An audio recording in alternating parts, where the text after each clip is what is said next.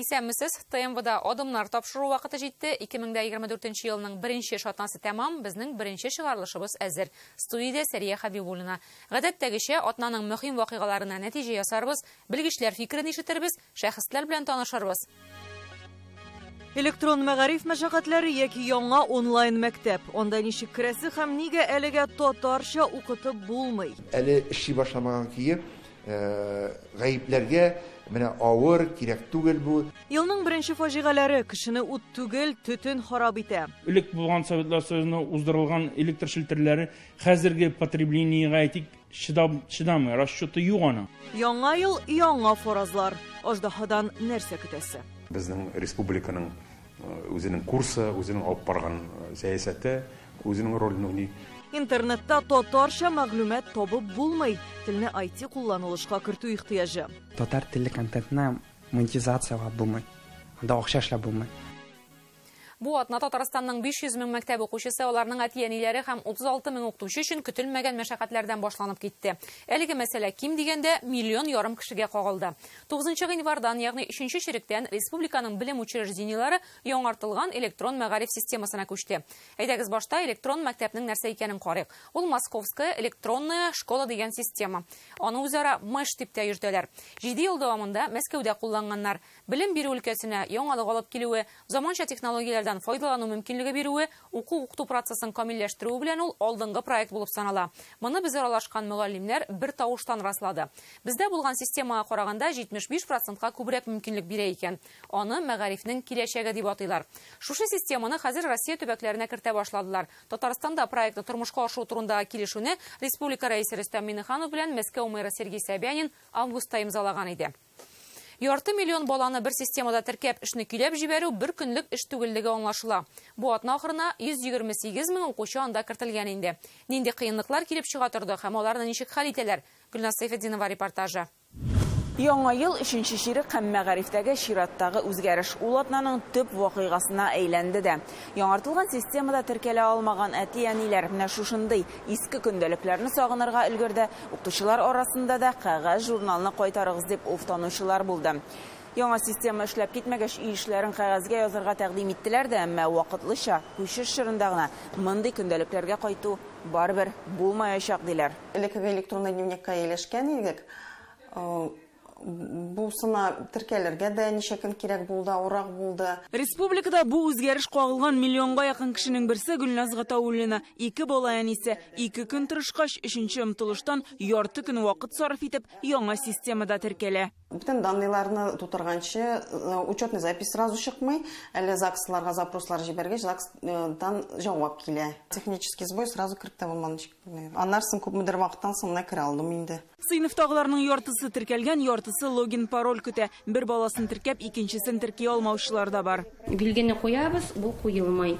Теманы язабыз, ул ачылмый. Укытучылар да яңа системаны өйрәнә. 36 мең мөгаллимне алдан укытсалар да, мәктәпләрдә күчеш шымагына бармый. Система озак уйлый я туктап кала. Дәреслектә безнең бер төрле бара инде менә темалар, календарный, МЭШ буенча икенче төрле темалар килеп чыга. Шундый кыенлыклар бар. Җиңел якларын күрәбез.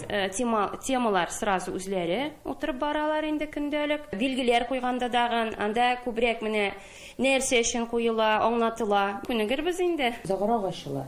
Укытучымы, директормы барысы да әлеге атнаны бер мәшәкать белән уздырды.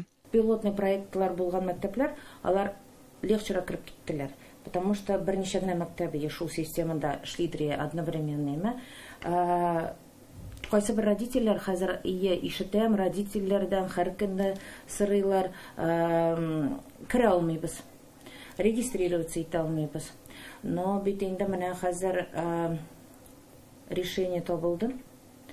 Хәзер логин парольләрне защищенный канал буенча мәктәпләргә килгәч, без аны индивидуально һәр родительгә бирәбез дә, и родитель спокойно кирип карый ала оценкаларын. Дәреснең карточкасы ачыла дагы, шул карточкасыннан запустить-ка басканнан соң, минем презентациям уже әзер, ачыла. Монда видеоларны да кушып була. Менә, мәсәлән, Бөтенесидәген уйный башлый интернет кына төссен. Өстенлекләре турында сынап караучылардан сорадык. Казанның 51-нче мәктәбе узган ел бу системадан файдаланган. Тәҗрибә рәвешендә барлык фәннәр буенча бай китапханә бар. Шул исәптән имтиханнарга әзерләнү, дәрес үткәрү өчен әзер материаллар куелган, өй эшенә өстәмә биремнәр тупланган. Әти-әниләргә балаларның белемне ничек үзләштерүен күзәтеп бару мөмкинлеге дә бар. Бала авырый икән, килмәгән икән, ул дәрескә прикрепленный килеш кала, Игә кайтып журнал дневнигын ачып, бала уже шул дәресне яңадан үзе карый ала. Лаборатор эшләрдә шушы системада махсус җиһазландырылмаган тәҗрибәләр үткәрү мөмкинлеге булмаса да, теманы җайлы аңлатып була.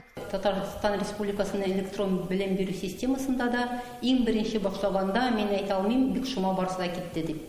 Бик күп уңайсызлыклар да булды, аңлашылмаучанлыклар да булды. Нәкъ шулай безне укыттылар, өйрәттеләр. Татар мәктәпләренең дә соравы бар, әлегә программада татарча материаллар юк. Укытучы өчен менә һәр сыйныф буенча әзер өстәмә материал. Ул укытучы өчен дә, укучы өчен дә интернет киңлегеннән эзләп торасы юк. Ул инде әзер бирелгән. Ә менә татар теленнән әлбәттә әле монда өстәмә эш кирәклеге ачыклана. Яңартылган версияның негизе Мәскәү технологияларында эшләнгән. Ләкин ул технологиялар гына. Чөнки безнең система ул республикан дәүләт система булып кала.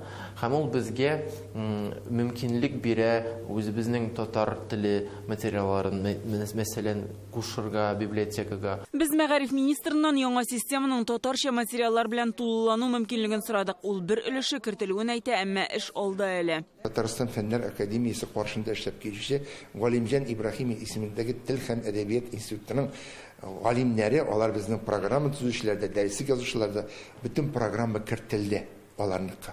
Бер юнәлештән. Хәзер безнең сәлам буенча кертеләчәк. Анда бөтен нәрсә булачак, проблема юк. Сораулар шул кадәр күп булды ки, ширек башында Мәгариф министрының үзе премьер-министр урынбасары Ләйлә Фазлыева катнашында әти-әниләр өчен онлайн җыелыш узды. Теркәлә алмыйбыз диләр. Бу платформа булгач, дистанцион укуга күчмибезме дип борчылалар. Интернетка шәхси мәгълүмат керткәч, зыян салырлар дип шикләнәләр. Бу безнең электронное образование Еду Татар.ру системасы ул дәүләт системасы. Һәм инде аңа бик зур таләпләр куела. Мәгълүматны саклау буенча. Шуңа күрә 15 ел эчендә бер нинди шараклар булмады мәгълүматны ачу буенча, мәгълүматны югалту буенча. 2009 елдан гамәлдә булган система искергән иде, аны яңарту заман таләбе дип аңлаттылар. Әле эши башламаган кие гаипләргә менә авыр, кирәк түгел бу дип әйтергә ярамый. Укытучылар безнең сабыр, укытучылар безнең акыллы, укытучылар безнең бүйек. Шуңа күрә бөтен башлангычта ничек кенә булмасын, авырмы, җиңелме ул, бу очракта ул бик кирәк безгә дә, укытучыларга, әти-әниләргә дә, балаларга да. Министр 3-4 көн эчендә эш җайга салыныр дип ышандырды. Атна ахырында балаларның 4тән 1 теркәлгән иде. Теркәлә алмаучыларга 22-сендә логин парольләр бирәчәкләр. Әти-әниләрдән булган мөрәҗәгатьләр өйрәнелә. Киләсе атна башында кабат сорауларга җавап бирәчәкләр. Гөлназ Сайфетдинова, Рәмзил Гарипов, Ләйсән Саитова. Адымнар. Без бу атнада озын бәйрәм каникулларын тәмамладык та юлларның нәтиҗәсен чыгардык. Иминлек ягыннан гел шик уята торган бу чор быел да гадәттән тыш хәлләр һәм фаҗигаларсыз узмады. Россия буенча 10 көндә 5500 тапкыр янгын чыга һәм аларда 330 кеше һәлак була. Чагыштыру өчен бу бер авыл халкы кадәр. Илдә уртача алып карасак, көн саен 33 кешенең гомере өзелгән. Шуларның 7-се безнең республикада. Гадәттән тыш хәлләр министрлыгында янгыннар быел былтырның шушы чоры белән чагыштырганда 30%-ка кимеде диләр, әмма һәр фаҗига ул кеше гомере. Рания Абдрахманова аяныч хәлләрне анализлады һәм монда нәрсә ачыкланды. Күпчелек очракта утга гади саксызлык, битарафлык һәм игътибарсызлык сәбәпле чыга. Кеше гомеренә тиң хаталар турында безнең алдагы репортаж. Казанның зур Клыки бистәсе. Янгын сүндерүчеләр килгән вакытта 2 катлы агач йорт дөрләп янган була. Оннан 60 яшьлек хатын-кыз белән 16 яшьлек малайны алып чыгалар. Чирмешәндәге янгын аяныч тәмамлана. Машиналар килеп туктаган, хәзер мин әйтәм, ирем әйтәм, бар әле чыга әле безнең бер нәрсәгә яна, наверное, без үзебез генә белмибез, караңгы. Заречный урамындагы менә шушы йортта 7 яшьлек кызның гомере өзелә. Ут чыккан вакытта өйдә алар әнисе белән икәү генә булган. Хатын-кызлар елаша башлады, чыга башладылар, керә башладылар, теге балаларны алып чыктылар. Теге бала өчен җылады кеше. Хатын-кызлар еладылар. Ватык тәрәзәләренә игътибар итмәсәң, бу йортта янгын булган дип уйламассың да. Тышкы яктан ул төп-төзек, әмма эчендә 21 квадрат метрлы зал бүлмәсен ут камап алган иде ди янгын сөндерүчеләр. Идәге бөтен пластик җиһазлар эреп биткән була. Килеп биткән вакытта инде инвестициялардан бик каты ялкын уже күтәрелеп маташая. Монысы Әлмәт районының Тай Суган авылы. Ширмшәндәге фаҗигадан соң 2 көндә үтмәде, монда да шәхси йорт җанды. Диварлары гына утырып калган, хәрабәләрне актарганда 33 яшьлек ир-атның гәүдәсен табалар. Ялкын шул хәтле тиз дәрәҗәдә бөтен өйне ялмап алган инде. Чөнки bir 5 минутлык кенә, 10 минутлык кенә үтеп киткән танышым, мен бит анда җый туганда гына үтеп киттем ди. Бер дә юк бит. Хуҗалар инде алар эшкә киткән булганнар. Йортта 2 малайлары калган булган 90 һәм 93 елга. 93 елга малайлары тәрзәдән чыгып, ансы исән калды. Бәләкәй малайлар бүген менә әле җирдәге зиратта ул халкы белән җыелышып. Бу быел Әлмәттәге 10нчы янгын, уттагы 1нче корбан. Тикшерү кысаларында янгын чыгуның түбәндәге версиялары карала. Беренчедән, тәмәке тартканда ут белән осак эш итмәгәнлектән, икенчедән, электр җиһазларының эксплуатацияләү кагыйдәләрен бозу. Буларның барысы да әле бу атнада гына булган янгыннар һәм яңа ел ялларындагы ут чыгу очраклары былтырның шушы чоры белән чагыштырганда 30%ка кимрәк булса да, нәтиҗәләре бер дә тынычланырлык түгел. 10 кешеме, 1 кешеме янгынның корбаннары һәрберсе кемнеңдер якыны, әтисе, әнисе, ире, хатыны, улы, кызы. Яңа ел ялларындагы янгыннарның күп өлеше торак секторда чыккан. Бу бөтен янгыннарның 70%. Һәр якшәмбе сайын мунчалар яна ди белгечләр. Быел да мунча, сарай, гараж кебек ишек алды кырылмалары күп янган. Пожардан соң безгә менә мондый көл үрнәкләрен җибәрәләр. Татарстан буенча янгын сөндерү хезмәтенең тикшерү лабораториясе кайда гына чыкса да янгынның сәбәбен шушында ачыклыйлар. Әйтик, бу бүлмәдә көл үрнәкләре тикшерелә. Шул рәвештә без янгына тикшердек, бармы, юкмы легковоспламеняющей жидкости.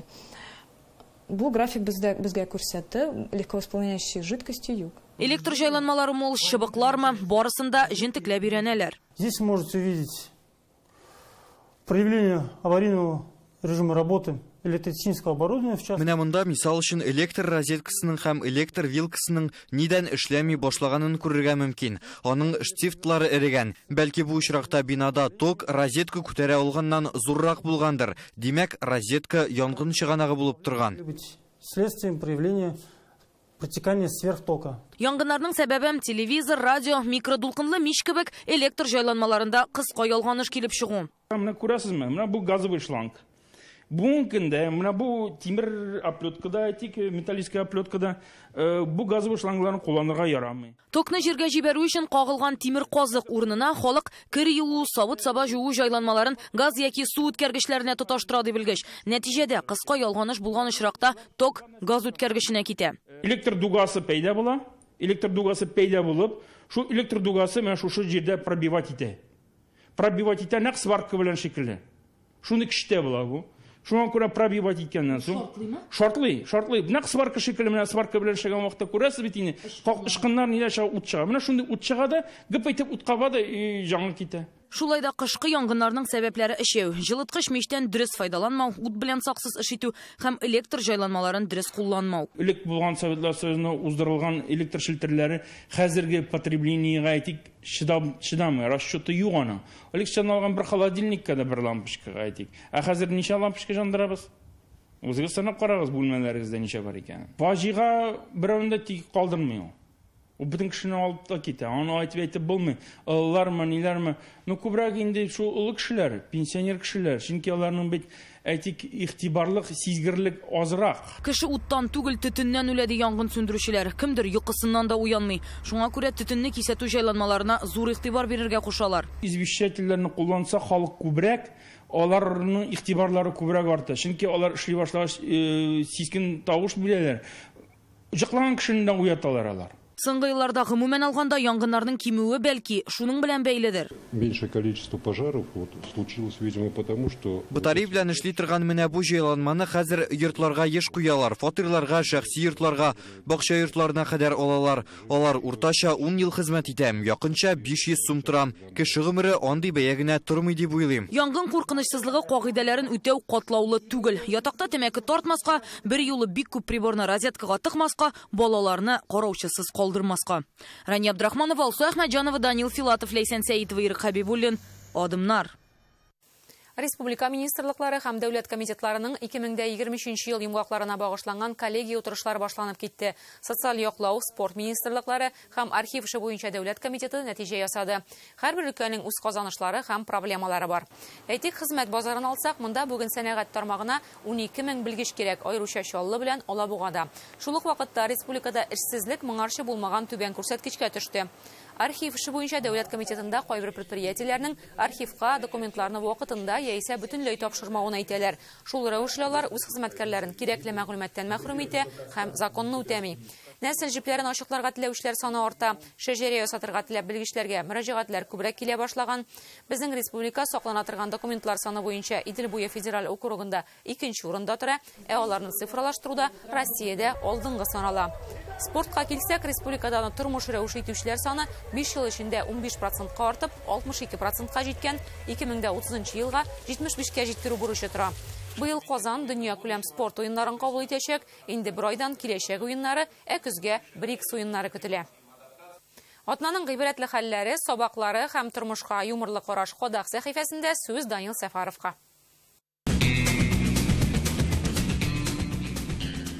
Исәнмесез. Шушы көннәрдә Яңа Зеландия парламентында иң яшь депутат 21 яшьлек Хана Равитига сүз бирделәр.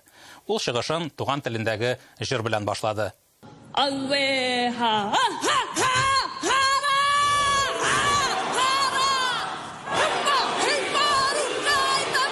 Жириновский китеп баргач, безнең дәүләт думасында берникадәр күңелсезлек, моңсулык хөкем сөрә. Бу депутат кызны безнең парламентка чакырсаң, аудиторияны ничек җанландырып җибәрер иде, Ниндидер ярыш, зур эш алдыннан башкарыла торган дәртләндерү җыры икән бу. Маори дигән телдә. Монысын аңладык, ә менә артта утырган депутатның колагындагы әллә хинкали, әллә сарымсак нәрсәне аңлата? Монысы мәгълүм. Яңа ачылган М12 трассасында бәйрәмдә зур бөкеләр хасил булды. Юлда түгел, Ягулык станциясендә. Казандагы Вознесение тракты ачылган көнне дә ниндидер бер борылыш дөрес ясалмау сәбәпле зур бөке килеп чыккан иде. Бездә яхшы эшне гел ниндидер бер кашык дигит бузып куя.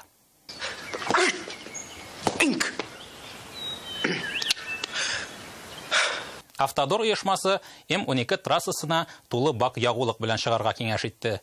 Ул көнне өстәвенә кайбер станцияләрдә ут булмаган. Әмма ут булса да бензин салу урыннары аз. Сүз уңайыннан Петербургта шушы көннәрдә бер тарихи йортны бер урыннан икенчесенә күчереп куйдылар. Мишайт иткән. Шушы технология буенча якын тирә АЗСларны да М12 трассасына күчереп куеп булмый микән соң?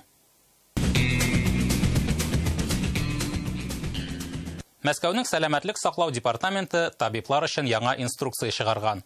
Моннан соң ак халатлы абый-апаларга түбәндәге сүзләрне кулланырга киңәш ителми. Здрасте, сядьте, что у вас? Ваша проблема. Молодой человек, идите уже, не болейте.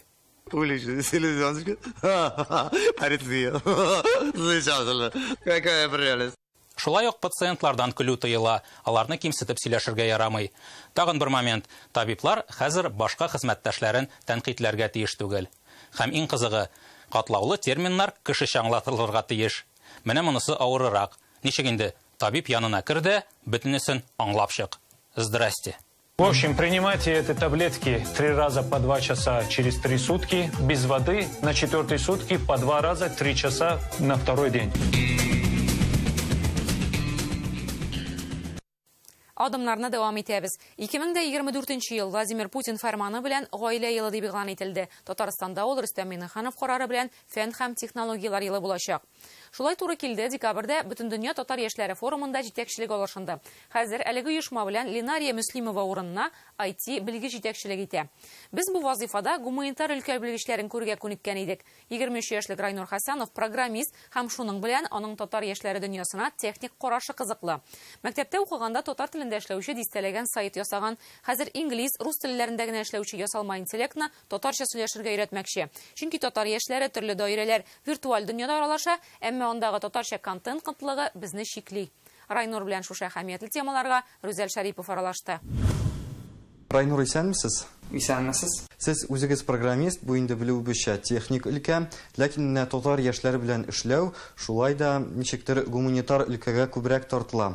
Сез менә программист буларак үзегезне бу тармакта ничек күз алыйсыз? Хәзер без шундый эпохада торабыз, кайчан цифровизация, ясалма фәһем, һәм инде минем теге IT өлкәсеннән булу бу заман өчен яхшы дип тә уйлыйм. Әйтәләр бит, математик көйләр иҗат итмим, шигырьләр язмый дип. Шулай да техник белгечлеге булган кешенең шушы тармакка фикерләре күз алуы кызыклы.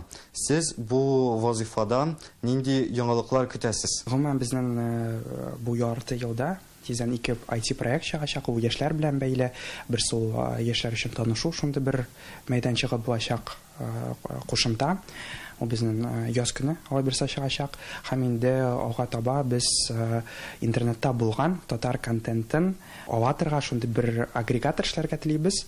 Мәсәлән, шул институтта татар телендә булган видеоларны ул автомат рәвештә чыгара һәм үзендә куя. Сез инде мәктәптә укыганда ук төрле татар телендә эшләүче сайтлар булдыргансыз. Ачык университет, Җиһан, Серле Казан дисеңме, алар барсы да интернетта татар телен, татар даирәсен киңәйтү өчен эшләнелгән проектлар. Гомумән, сез ни өчен нәкъ менә шушы юлны сайларга булдыгыз? Әле мин бәләкәй булганда татар телендә төрле әкиятләр сөйлиде, тарихтан мәгълүмат бирә иде. Һәм ничектер миңа синеп калган шул милли җанлылык. Татар гимназиясендә укыганым, аннары инде Казанга күчкәч, монда укытучылар белән бергә дәресләрдән калып, төрле кызыклы проектлар эшлидек татар телендә. Университетка кергәч тә форум белән танышкач, күңелем тартты һәм инде үз милләтемә хезмәт итәргә теләгем бик зур. Ясалма фәһем, ясалма интеллект белән дә мавыгасыз. Әмма ни гаҗәп, әлегә ул татар мәгълүматы белән эшли алмый. Моның сәбәбе нәрсәдә? Ул зур данлар белән эшли, big data. Аны тәкъмин итер өчен безгә интернетка күбрәк татар телендә мәгълүмат куярга кирәк. Чөнки шул ук, мәсәлән, ChatGPT популяр булган безнең ясалма фәһемәе, ул интернетта булган бөтен мәгълүматны алып, шунда өйрәнгән. Һәм татар телендә без аңа сорау бирсәк, ул начар җавап бирә. Хәтта шәхси Telegram каналын татар телендә алып барсак та, ул уже бик яхшы бер нәтиҗә. Хәзер безгә шушы бушлыкны тутыру өчен нишләргә кирәк? Татар телле контентны монетизациялап булмый. Анда акча эшләп булмый. Вот бу проблема бар, әгәр дә бу проблеманы чиксәк, бәлки татар телендә контент тагын да күбәер. Ник ул бушлык килеп чыккан, шул сәбәпле килеп чыккан дип уйлыйм. Һәм инде гомумән сез үз тарафыгыздан татар яшьләре дөньясына нинди уй-фикерләр белән киләсез? Балалар бакчасыннан башлап, мәктәп, университет, тулаем шунда бер милли мәгариф системасы кирәк. Безнең милләтебез өчен милли кадрлар үстерүче шунда бер система кирәк. Кысканча каршы бүгенге көндә әле безнең тулаем рәвештә юк. Һәм инде монда сорау туа, нәрсә без яшьләр эшли алабыз моның өчен.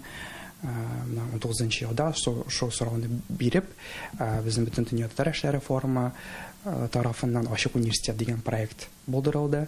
Башта офлайн курслар булып, без аны татар телендә гыйлем тарата башладык. Аннары инде без аны онлайнга күчердек. Төрле университетлар белән магистрлык программасын партнерлыкка кереп, аларны үзебезнең платформа аша татар телендә укыту мәсьәләсе итеп күрәбез. Бу безнең киләсе адым инде, алар берсә һәрбер кеше үзенә шундый сорау бирергә тиеш, мин нәрсә эшли алам. Әгәр дә шул татар телендә Telegram канал алып бара ала икән, алып барсын, бу бик яхшы. Райнур, кызыклы фикерләрегез өчен рәхмәт сезгә. Эшегездә уңышлар телибез. Рәхмәт. Бүген без искечә яңа елны каршылыйбыз. Иртәгә Чыршыда утлар сүнеп, бәйрәм тәмамланачак. Аждаһа елы үз хакимлеген башлый. Ул вакыйгаларга бай булачак диләр. Үз эшеңне ачу, гаилә кору, югары уку йортына керү, эшне алыштыру, яшәү урынын үзгәртергә ният итүчеләрнең планнары уңышлы булыр дип фаразлыйлар. Гомумән, тарихка күз салсак, Аждаһа елы сияси вакыйгалар, икътисади үзгәрешләр, шәхесләр туу белән билгеле. Татарстан белән үзгә бер бәйләнеше булган Аждаһа елы безгә нәрсә әзерләгән? Алия Хәйретдинова икътисадчылар, финанс белгечләре, астрологлар фаразын тыңлады. Аждаһа Татарстан халкы өчен ят түгел, безгел аның күз уңында. Мифологик образ Казан тарихы белән бәйләнгән. Аның сурәтен Болгарда Казан ханлыгы шырында күреп була. Ул Казан гербында урын алды. Барысында кушсак, 2дә 4 ул 8 булып чыга. 8 инде ул безнең карма елы. Аждаһа елы зур үзгәреш алып килергә тиеш ди нумеролог астрологлар.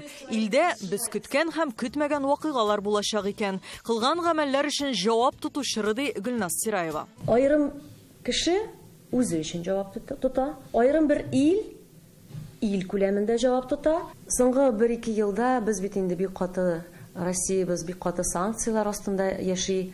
Без моны барыбыз да сизәбез инде. Һәм менә бу 24нче ел яхшы якка таба үзгәрешләрнең башы булачак.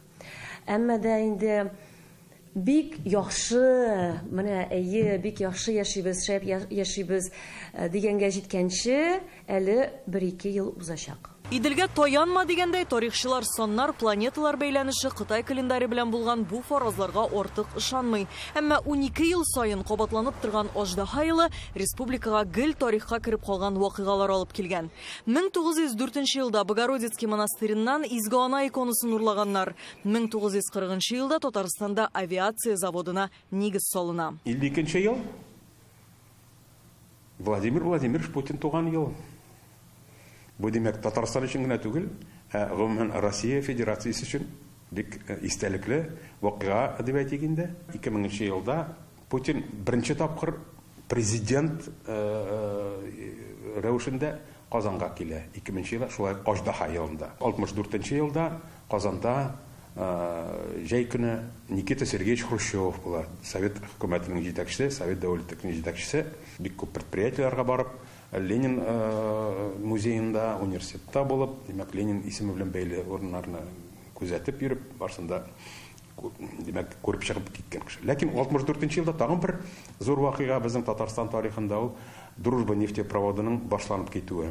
Ул Татарстанны үзәк Россия һәм Европа, социалистик Европа илләре белән бәйләгән нефтепровод. 1976 елда конвейердан беренче КАМАЗ машинасы төшә. Түбән Камада этилен җитештерә башлыйлар. 2000 елда Казан Кремлен ЮНЕСКО исемлегенә кертәләр. Бу инде монда Аждаһа елының гына роле түгел, монда инде һичшиксез гомумән безнең республиканың үзенең курсы, үзенең алып барган сәясәте, үзенең ролен уйный. Һәм Аждаһа безгә ярдәм итсен. Аждаһа елында Россия президентын һәм Татарстан дәүләт советы депутатларын сайлыйбыз. Татарстан халыкара дәрәҗәдәге 2 зур чара киләчәк уеннары белән БРИКС илләре саммитын кабул итәчәк. Дракон, он такой мощный. Аждаһа көч, байлык билгесе. Шуңа без киләсе елда илдә байлыкны арттырачакбыз. Халыкара чаралар безгә ил дәрәҗәсендәге проблемаларны хәл итү мөмкинлеге бирергә тиеш. Татарстанда еллар буе тупланган ясалма акыл белән бәйле тәҗрибәбез дә үзен ниһаять эштә күрсәтә башларга мөмкин. Соннарга бәйле фаразын икътисадчылар әйтә. Россия банкының кредит сәясәтен кырысландыруы инфляция үсешен киметәчәк диләр. Быел ул 4,5%-ка кадәр төшәргә мөмкин. Аракы, тәмәке кыйммәтләнүе ихтимал. Бу ел сайын акцизлар артуы белән бәйле. Күчемсез милек бәясе төшәчәк, хезмәт хакы артачак. Узган ел 18% үсеш күзәтелсә, быел да шуның кадәр фаразлыйлар. Ләкин кредит дигәндә игътибарлы булырга кушалар. Күпчелек безнең инде кредит алучы кешеләр, алар бүгенге көндә үзләренең хезмәт хакының 50%-дан күбрәк түлиләр. Бүгенге дә бу үзәк банкның статистикасы, бу әлбәттә дөрес түгел.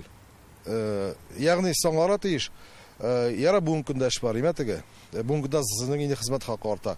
Иртәгә алай булмаска мөмкин. Чөнки безнең статистика бар инде банкрот кешеләр буенча име. Соңгы 3 елны карасак та, елдан ел Россиядә дә, Татарстанда да банкротлар арта. Күбебезне махсус хәрби операция белән бәйле фараз кызыксындыра. Әлегә бу хакта күрәзәчләр генә сүз әйтә ала. Мәсәлән, экстрасенс Алсу Газимҗанова СВОның тәмамлануын күрә. Ышаныргамы, юкмы? 8 чиксезлек билгесе ди астрологлар. Димәк, мөмкинлекләр дә чиксез. Ләкин алардан дөрес файдалану зарур. 2024-тә Плутон сукыяр йолдызлыгына күчәчәк. Бу хәл 250 елга бер генә була. 2024 елда Сатурн дигән планета безгә яңа сынаулар алып килергә мөмкин. Сатурн планетасы бик авыр, каты, шикле торган планетасы. Безгә бу елда авырлыкларга бирешмәскә, тырышырга һәм позитив белән карарга. Кайсылары чынга ашар, бергә күзәтербез. Ни булса да яхшыга юрыйсы. Татар юрап китерә диләр бит. Алия Хайретдинова, Алмаз Зиятдинов, Адымнар. Безнең бүгенге тапшыруыбыз тәмам. Бер атнадан шимбә кичендә очрашырбыз. Исән сау булыгыз.